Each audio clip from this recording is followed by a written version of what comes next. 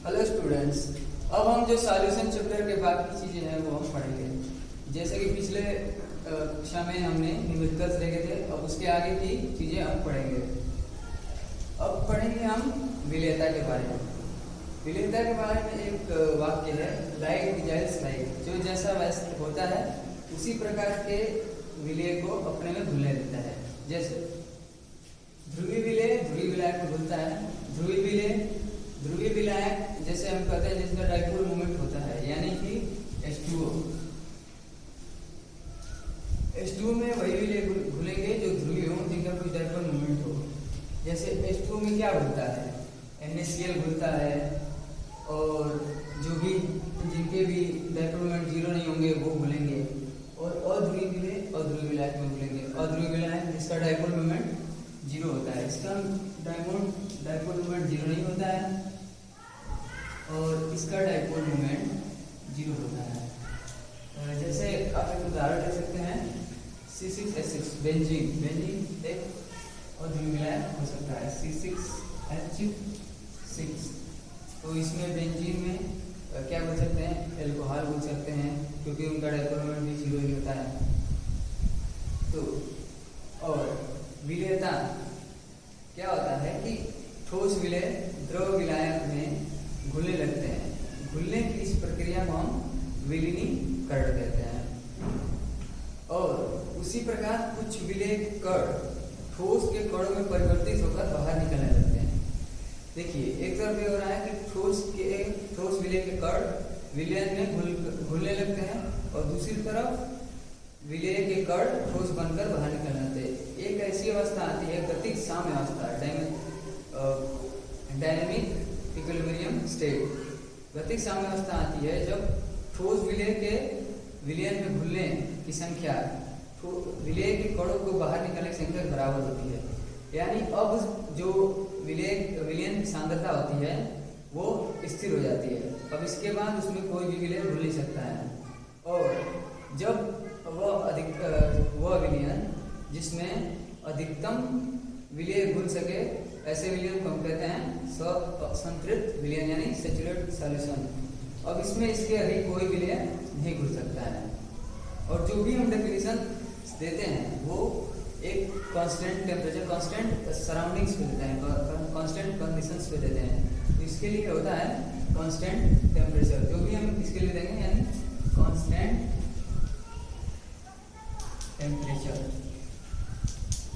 Temperature पे विलयन में अधिकतम विलय घुल सके, वैसे विलयन कहते हैं संतृप्त विलयन। और उसी ताप पर विलयन में उससे ज़्यादा अधिक विलय घोला जा सके, यानी अभी भी उसमें विलय घुल सकते हैं, वैसे विलयन को कहते हैं असंतृप्त विलयन, यानी अनसैचुरेटेड सॉल्यूशन। अब देखते हैं कि ताप का प्रभाव, ताप हमारे विलयन को कैसे करता है। तो ये हम देखते हैं लिक्विड सॉल्यूशन पे। लेसर तेलिए के अनुसार, लेसर तेलिए आप इक्विलिब्रियम चैप्टर में पढ़ेंगे। लेसर तेलिए के अनुसार अगर इक्वेशन जो हमारी इक्वेशन बन रही है सॉल्यूशन की, अगर वो एंडोथर्मिक है, एंडोथर्मिक का मतलब होता है दो, यानी इक्वेशन रिएक्शन को आप हीट दे रहे हैं तो डेल्टा एच का क्या होगा, पॉजिटिव, क्योंकि आप उसको अलग से दे रहे हैं, आपके पास आप उसके रिएक्शन के पास ज्यादा हीट जा रहा है, इसके लिए डेल्टा एच हो गया पॉजिटिव।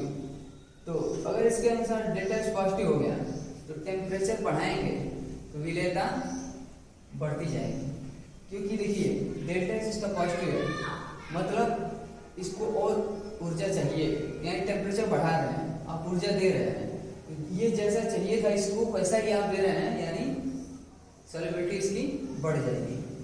ये होता है exothermic, delta H is less than zero, यानी आप उसमें उससे ले रहे हैं, तो अगर अब आप ताप बढ़ाएंगे, उसमें वो दे रहा है, मतलब वो उसमें रखना नहीं चाहता है, फिर भी आप उसको उसमें दे रहे हैं, मतलब उसको जैसा चाहिए था उसको आप नहीं कर रहे हैं, यानी उसकी विलेयता घट जाएगी।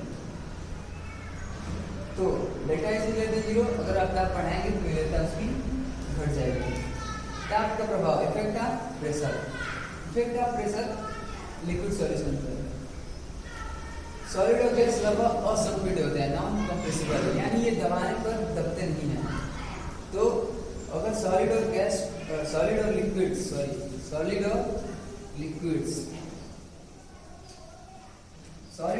को आप प्रेशर डालते हैं तो जो उसमें इफेक्ट दिखता है, जैसे पहले क्या था मैं बात कर, वो अप्रॉक्स नेग्लिजिबल इफेक्ट होता है, यानी उसमें कोई भी देखने लायक प्रभाव नहीं होता है। और गैसेस में आप अगर प्रेशर डालते हैं तो उनका प्रभाव देखने लायक होता है, और अगर आप प्रेशर बढ़ाते हैं तो गैसों की विलेयता बढ़ती है।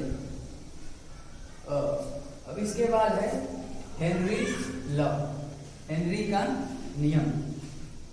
ये गैसीय विलयन के लिए है, जिसमें गैसीय विलय होते हैं। तो इसके लिए ये होता है कि गैसों की द्रव्य विलेयता उस गैस के मूल प्रभाज के अनुपाती होती है। गैसों की विलेयता उसके मूल प्रभाज के अनुपाती होती है, आंशिक दाब के। गैसों की द्रव्य विलेयता उसके आंशिक दाब के अनुपाती होता है, और उसका जो आंशिक दाब होता है वो उस विलेय के मूल प्रभाज के अनुपाती होता है। तो अगर हम यहाँ से देखें तो P1 प्रोपोर्शनल टू X1, यानी P1 कोई गैस है और उसका मूल प्रभाज X1 है। कोई गैस है, उसका मूल प्रभाज X1 है, उसका आंशिक दाब P1 है। P1 proportional to X1। और अगर हम प्रोपोर्शनलिटी हटाएं, एक कांस्टेंट आता है जिसे हम KH कहते हैं, और ये होता है Henry constant. P1 = KH × X1। ये हो गया हेनरीज लॉ। अब उसके बाद में effect of temperature on gases, गैसों पर ताप का प्रभाव। गैसों का ताप का प्रभाव क्या होगा? देखिए, अगर आप गैस को ऊष्मा देते हैं तो उसकी काइनेटिक एनर्जी बढ़ेगी। यानी जैसे द्रव में ये लिक्विड्स है, उसमें कुछ गैस है, अगर आप इसको हीट देंगे तो इसकी काइनेटिक एनर्जी बढ़ेगी, और ये इसकी घुलने की बजाय ये ऊपर जाएंगे, यानी अब विलेयता क्या हो रही है? घट रही है। तो जो ही आप टेम्परेचर बढ़ाएंगे तो इसकी विलेयता घटने लगेगी, यानी टेम्परेचर आप इंक्रीज कर रहे हैं तो गैसों की द्रव विलेयता घटने लगती है। अब बात करते हैं द्रवीय विलयन का वाष्प दाब, vapour pressure of liquid solution. इसमें हम पढ़ेंगे बाइनरी सॉल्यूशन यानी द्विअंगी विलयन, यानी सिर्फ इसमें दो चीजें होंगी, एक सॉल्यूट और एक सॉल्वेंट। द्रवीय विलयन है, यानी इसमें ये जरूरी है, द्रवीय विलयन जो ज्यादा मात्रा में होगा तो सॉल्वेंट होता है, यानी जो सॉल्वेंट होगा वो लिक्विड में होगा और जो सॉल्यूट होगा वो गैस में होगा।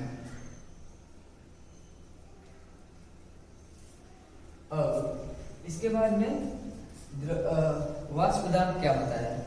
जो विलयन के सतह पर, जैसे ये विलयन है, विलयन का सतह ये हो गया, इस पर जो गैस दाब डालता है वही होता है वाष्प दाब। जैसे देखिए हमने पढ़ा P प्रोपोर्शनल टू X, जो आंशिक दाब होता है वह उसके मोल फ्रैक्शन के अनुपाती होता है। अगर यहाँ ज्यादा गैस होता है, यानी उसका मोल फ्रैक्शन ज्यादा है, तो प्रेशर यहाँ पे ज्यादा लगेगा। अगर यहाँ पे गैस मोल कम लगेगा, ये हमारे इक्वेशन को सेटिस्फाई कर रहा है।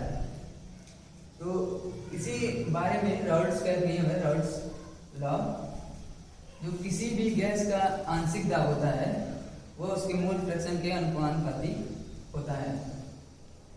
और अगर हम इसको हटाते हैं, X1 को हटाते हैं, तो एक कांस्टेंट आता है जिसको कहते हैं P0 × X1।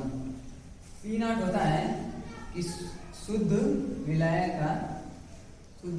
का जो आंशिक दाब होता है उसे हम कहते हैं P0। P1 = P0 × X1। और डाल्टन के आंशिक दाब का नियम, Dalton's law of partial pressure ये कहता है कि जो पूरा दाब होगा, विलयन में जो पूरा दाब होगा वो सभी के आंशिक दाबों के योगफल के बराबर होगा। अगर इसमें दो हैं, P1 कोई गैस है A1 मान लीजिए, कोई A2 गैस मान लीजिए, अगर उनके पार्शियल प्रेशर P1 और P2 हैं तो क्या होगा? P1 = P0 × X1 + P2 = P0 2 into x2, तो P2 टोटल हो जाएगा, इसका आंशिक दाब का योगफल के बराबर हो जाएगा और इसके आंशिक दाब के योगफल के बराबर हो जाएगा। और एक चीज यहाँ पे ध्यान दीजिए, इसमें दो हैं, केवल दो चीजें हैं, सॉलिड एंड सॉल्वेंट, यानी x1 और x2।